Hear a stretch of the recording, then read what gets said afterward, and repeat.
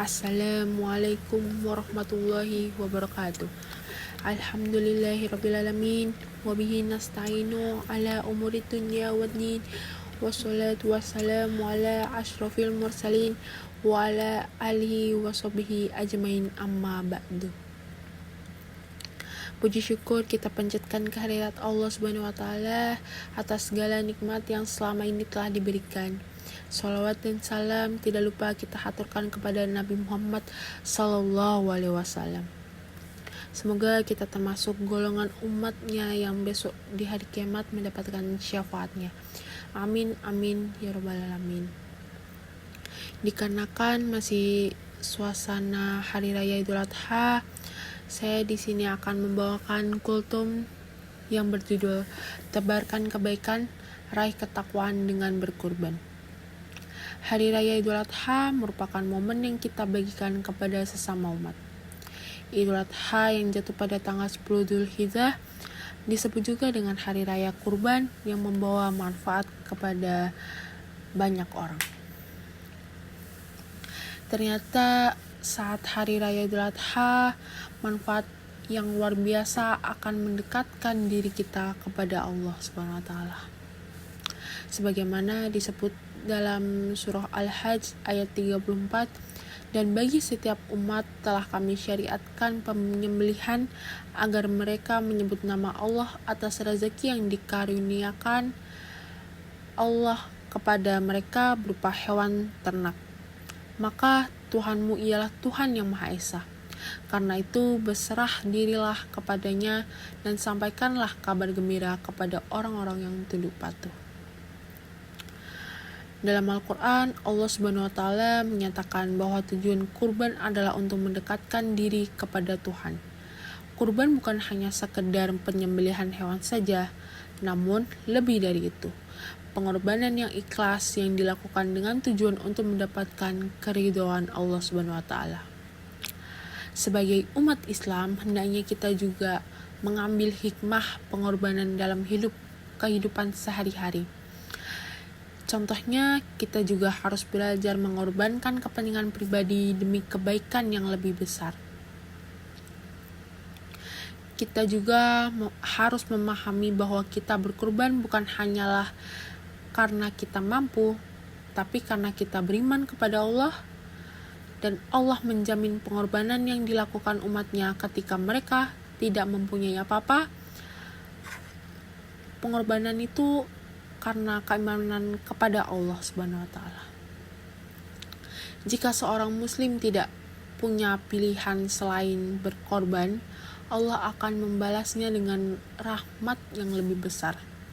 Inilah hakikat pengorbanan, semangat menyiapkan materi untuk menentang Allah Subhanahu wa taala. Persiapan bekal yang terbaik adalah takwa. Dalam Al-Qur'an surat Tolak ayat 2-3 disebutkan, barang siapa bertakwa kepada Allah, niscaya dia akan mengadakan baginya jalan keluar dan memberikan rezeki dari arah yang tiada disangka-sangkanya. Ayat inilah yang ditegaskan oleh Ustadz Sholihin untuk berkurban atas nama Allah. Berikut manfaat berkurban. Yang pertama, mendekatkan diri kepada Allah Subhanahu wa taala. Kurban yang berasal dari bahasa Arab yang berarti koribah, yang bermakna dekat atau mendekatkan.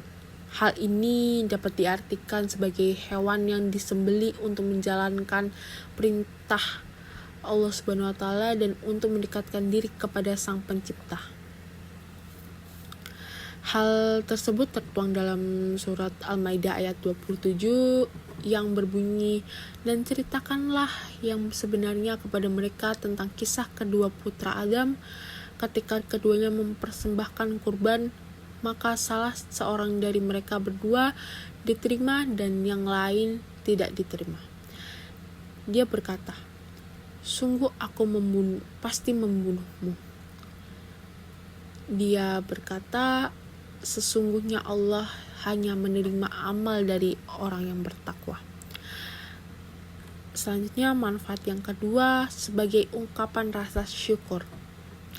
Mencari rezeki tentu harus dibarengi dengan rasa syukur kepada Allah Subhanahu wa taala. Namun yang harus kita ingat adalah bahwa penghidupan yang kita terima juga disertai dengan hak dan sanak saudara yang kurang mampu. Oleh karena itu, kami mendorong mereka yang mampu untuk berkorban untuk berbagi dengan sesama. Dan dalam surat Al-Kautsar, pengorbanan merupakan ungkapan rasa syukur.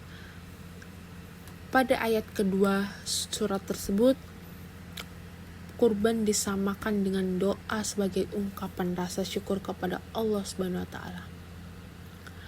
Yang terakhir, manfaat yang ketiga, sebagai penebus dosa. Kenapa begitu? Berkurban juga dapat diartikan sebagai penebus dosa. Hal ini tercantum dalam hadis sebagai berikut: "Wahai Fatimah, berdirilah di dekat kurbanmu dan saksikanlah. Sesungguhnya tetes pertama darahnya merupakan pengampunan atas dosa-dosamu yang telah lalu." Hadis riwayat Al-Bazzar dan Ibnu Hibban. Demikianlah kultum pada hari ini. Mari kita ambil hikmah dari kurban dan mengambil bagian dalam kegiatan ini dengan penuh kesadaran dan keimanan. Semoga Allah Subhanahu wa taala memberikan pahala dan keberkahan kepada kita semua. Mohon maaf jika ada salah kata dan perbuatan.